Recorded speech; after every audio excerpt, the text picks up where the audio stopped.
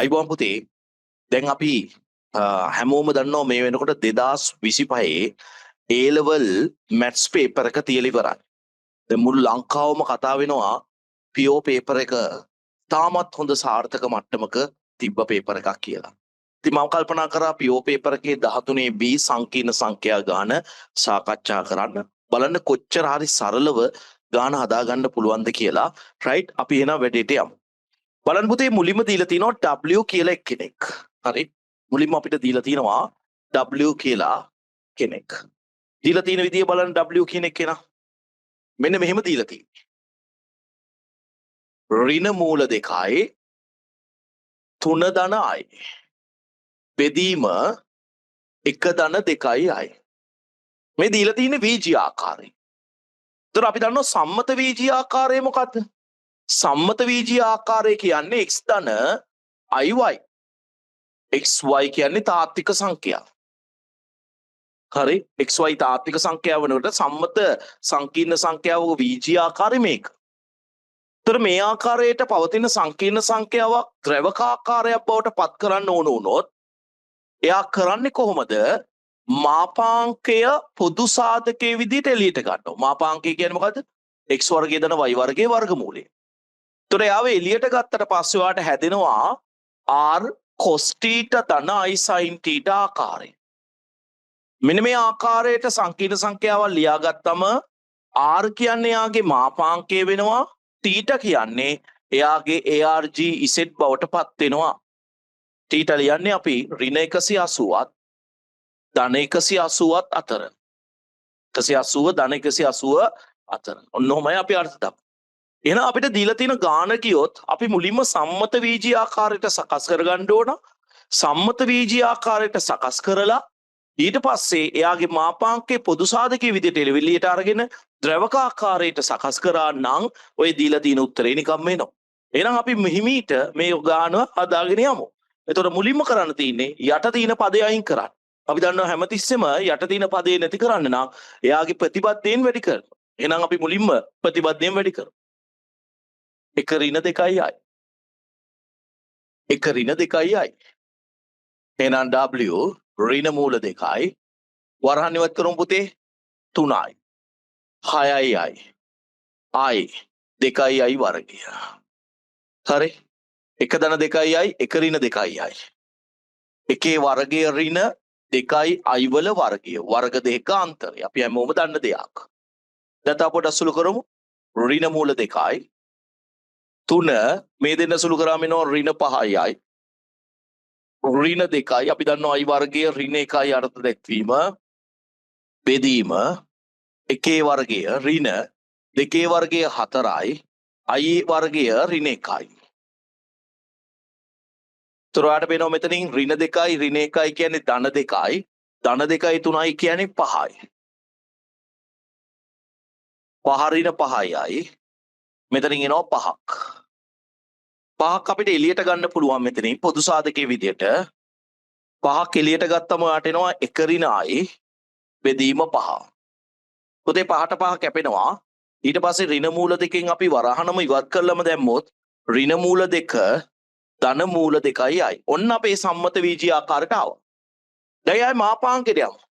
මාපාංකය කියන්නේ x වර්ගය. කියන්නේ මෙතන තියෙන සංඛ්‍යාව මූල 2 වර්ගය. ධන මූල 2 වර්ගයේ වර්ගමූලය 4යි.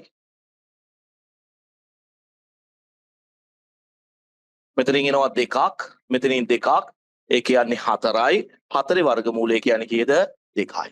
එහෙනම් ඔයා මෙතනින් පොදු සාධකයේ විදිහට ගන්න ඕන මොකද්ද 2. ඔන්න අපි ගමු 2ක් එළියට ගත්තා. මෙතන 2ක් නැහැ මූල 2යි තියෙන්නේ. මදිපාඩුව යටට යනවා. ඍණ 1 යට මූල 2 ධන 1 යට මූල 2යි i. වෘත්තපාද වලට යමු. මෙතන ලියන්නේ cos වලින් මෙතන ලියන්නේ sin වලින්. එතකොට cos වලින් ලියන එක්කෙනා ඍණ උත්තරයක් වෙලා තිනවා. sin වලින් ලියන එක්කෙනා ධන උත්තරයක් වෙලා තිනවා. ඒ කියන්නේ sin ධන වෙච්ච cos ඍණ වෙච්ච වෘත්තපාදයකින් මෙයා ප්‍රකාශ කරන්න ඕන. අපි හැමෝම දන්නවා මොන වෘත්තපාදයේද? දෙවන වෘත්තපාදය. අපි දන්නවා දෙවන වෘත්තපාදයේදී cos කියන එක්කෙනා ඍණ sin කියන එක්කෙනා මොකද වෙන්නේ ධන. එතකොට මේක සුළු කෝණයකින් ලිව්වොත් 1 යට මූල 2 කියන්නේ 45යි. එහෙනම් දෙවෙනි වෘත්තපාදයට එනකොට 180 රින් 45 135යි. එහෙනම් මෙතන එනවා 2යි. cos 3යි 5 බෙදීම 4 i sin 3යි 5 බෙදීම 4යි. ඔන්න ආවා. එහෙනම් ඉතින් මෙයාගේ මාපාංකයේ අර්ථ දැක්වීමට අනුව දෙකක්ද අර්ථ දැක්වීමට අනුව ARG Z කියන්නේ 3යි 5 බෙදීම 4ක්ද වෙනවා. බලන්න ලස්සනට ගලාගෙන එනවා හරියට කරා නම්. හරි. ඔන්න පළවෙනියට බව පෙන්වන්න කීපයක් පෙන්නුවා. ඊළඟට තව අර්ථ දැක්වීමක් කියලා තිනවා මාපාංක Z කියන එක්කෙනා දෙකක් වෙච්ච එයාගේ ARG 5 බෙදීම 3ක් වෙච්ච Z කියලා සංකීර්ණ සංඛ්‍යාවක් තියෙනවලු. යයි ගනිමු. තවද ආගන් සටහනක A හා B එනම් Z කියන එක්කෙනා A කියන එක්කෙනාගෙන් Z එනවලු. B කියන එක්කෙනාගෙන් W එනවලු. නිරූපණය කරන ලක්ෂයයි ගනිමු. AB වර්ගය මෙන්න මේ උත්තරේ එනව බව පෙන්වන්න තියෙන. හරිම සරලයි. මුලින්ම අපි නිර්මාණය කරලිමු. එයා කියන කතාව ආගන් සටහනේ අපි ඇඳලෙමු. බලන්න ආගන් සටහනේ අපි අඳිමු එයා කියන දේ නේ. right. ගමු ආගන් සටහන.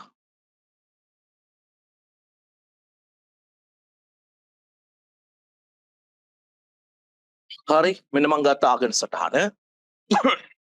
මේක තාත්වික අක්ෂය. මේක අතාත්වික අක්ෂය. right. අපි කැපිටල් A හොයාගමු. කැපිටල් A කියන්නේ Z. හරි කැපිටල් A කියන්නේ Z. ඒ කියන්නේ Z ගේ මාපාංකය 2යි. ඒ කියන්නේ O මූලයේ සිට ඒකක දෙකක දිගක් ගන්න රේඛාවක්. ඒකක දෙකක් තියෙන රේඛාවක් ගන්න. හරි ඒ රේඛාව තාත්වික අක්ෂයේ 60ක්. එහෙනම් මේ පැත්තට 60ක් මනින්. 60ක්. හරි මේ පැත්තට 60ක්. හරිද 60ක් මනින්න. හරි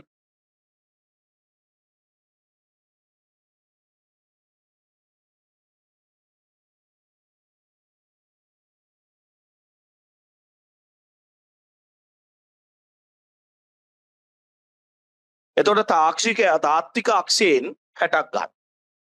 අරගෙන O මූලේ ඉඳන් දෙකක් දුර අදින්න. මෙන්න ආවේ දෙකක්.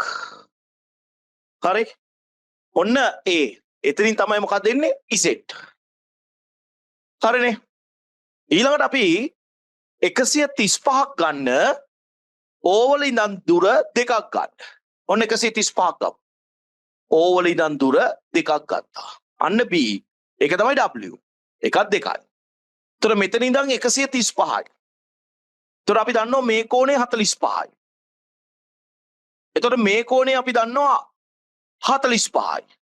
ඒ වගේම මේ කෝණය දන්නවා අපි 30යි. 5 බෙදීම 6යි.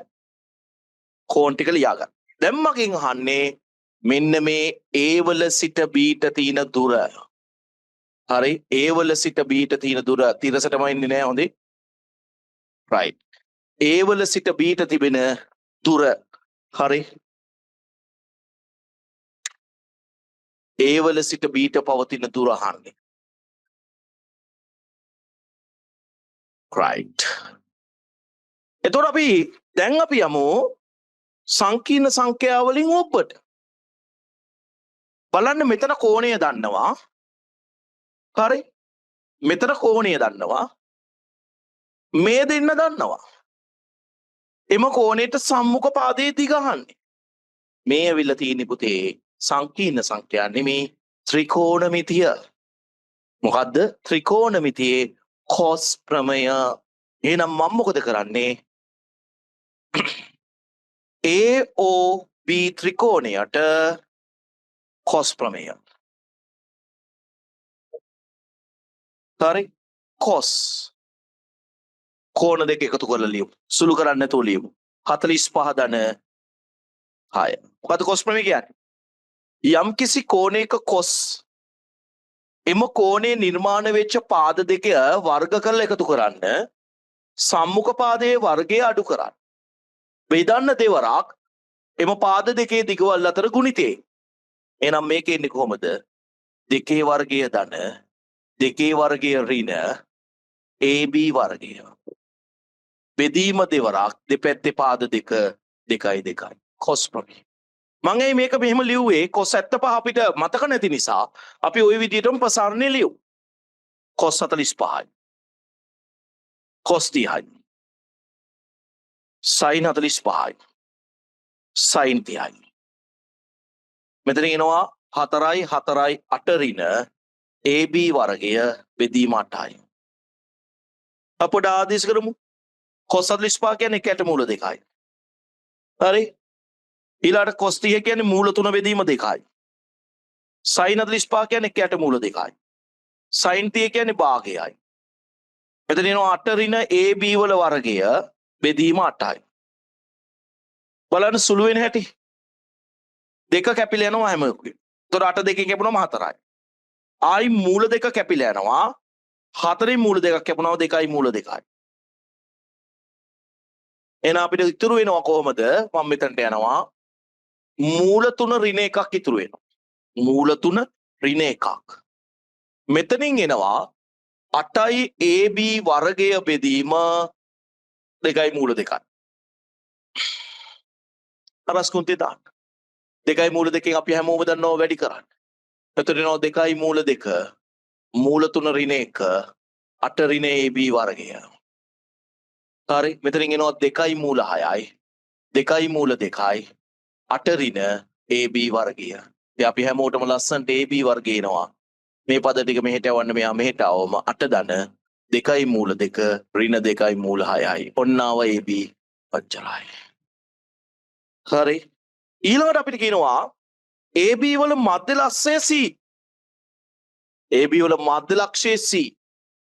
සාමාන්‍ය පෙළ පන්තිය මතක් වෙන්න ඕන පුතේ.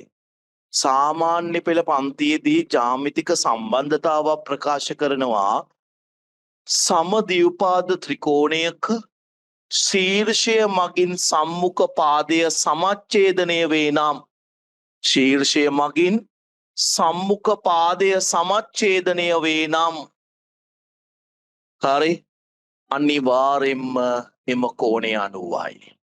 එම කෝණය 90යි. සාමාන්‍ය පෙළ මතක් වෙන්න ඕන. අපි තු සාමාන්‍ය පෙළ මතක් වුන්නේ නැහැ. ප්‍රමේය මතක් වුන්නේ නැහැ. හරි. දැන් මොකද කරන්නේ? එහෙනම් මෙහෙම කරමු. මේ සම්පූර්ණ කෝණය අපි හැමෝම දන්නවා 75යි. 75යි. මං අංශක වලින් යනවා. මේ පාදයට මේ පාදයේ සමාන නම් මේ කෝණයයි මේ කෝණයයි සමානයි. එහෙනම් මේ කෝණ දෙකේ එකතුව 105ක් වෙන්න ඕන. එහෙනම් එක කෝණයක් ගත්තොත් 105 දෙකෙන් බෙදන්න ඕන 52.5යි.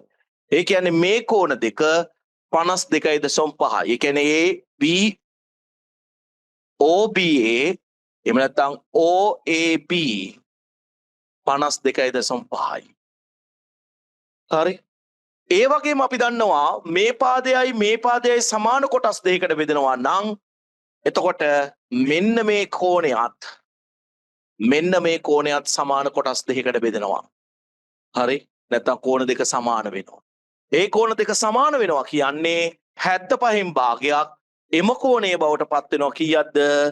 75න් භාගයක් 37.5ක්. ඒ කියන්නේ BOA AOC sorry C මෙතන C නේ C BOC AOC මොකක්ද එන්නේ 37.5යි.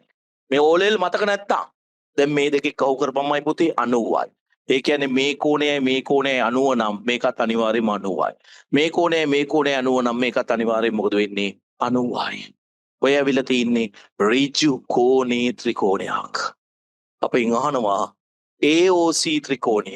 මම පැත්තක අඳින්නම් AOC මෙහෙම තියෙන්නේ. මෙන්න AO මෙන්න C මේක 90යි මෙන්න. එතකොට අපි දන්නවා මේක ඇවිල්ලා 37.5යි. අපි දන්නවා 75 රේඩියන් වලින් ලිව්වොත් 5යි බෙදීම 12යි. එහෙනම් 37.5 රේඩියන් වලින් ලිව්වොත් 5යි බෙදීම 24යි. එහෙනම් මේ කෝණය 5යි බෙදීම 24යි. මේක 2යි මේක AB බෙදීම දෙකයි. මේ ඇවිල්ලා තින්නේ මයි පුතේ A level විෂය නිර්දේශය ඔයා මුලදීම ඉගෙන ගන්නකොට ඔයා O level ඉවරෙච්ච ගමන් උණුවේ මැත්ස් කරන්න ආවම ත්‍රිකෝණමිතියේදී ඍජුකෝණී ත්‍රිකෝණයක පාද හඳුන්වලා ත්‍රිකෝණමිතික අනුපාතයක කියලා දෙන අවස්ථාව. සයින් හා සම්මුඛ පාදයේ බෙදීම කරණ පාදය. මෙයා බෙදීම මෙයාගේ සයින් අගය විභාගෙට අහන. බලන්න පටන් ගත්ත දවස් හරි ඉංජිනේර් සිහිනය මවාගෙන හරි විශ්වවිද්‍යාලය යන සිහින මවාගෙන ඒ ලෙවල් වලට ආපුම දවස්වල කරපුවා. මම මේක මකනවා සුළු කරන්න ඕන්න බලන්න. ඉතින් මේවා හරි අමාරුයි කියලා තමයි හැමෝම කියන්නේ. වැඩ කරන්නේ නැති ළමයිට ඉතින් අමාරුයි. දැන් එහෙනම් ලිව්වොත් සයින් හරි සයින් 5 බෙදීම 24 සමානයි AC බෙදීම OA. AC කියන්නේ AB බෙදීම 2යි. AB බෙදීම 4යි. හැබැයි මට තියෙන්නේ මෙයාගේ වර්ගය. ඉතින් වර්ග කරමු. වර්ග කරාම sin වර්ගය 5 බෙදීම 24 AB වර්ගය බෙදීම 16යි. ඉතින් මේක ගානක්ද පුතේ? AB වර්ගයට මේක ආදේශ කරාමකෝ. එතකොට නෝ 1 8 16යි. 8 ධන 2යි මූල 2 ඍණ 2යි මූල 6යි. දෙකක් එළියට ගන්න. 1 8 16යි 2යි 4 ධන මූල 2 ඍණ මූල 6යි. 2යි 16යි කැපෙනවා 8යි. එහෙනම් ඔයාට 2025 සංකීර්ණ සංඛ්‍යා ගානේ B කොටසට හරි සම්පූර්ණ ලකුණු හිමි වෙනවා. මෙන්න මේ විදිහට හදාගෙන ගියා. ඔන්න උත්තරය. හරි නේද? right. මේ ඕ යන මූල ලක්ෂ්‍ය වේ. හරි. එහෙනම් අපි තවත් දවසක හමු වෙමු. චලයි. right.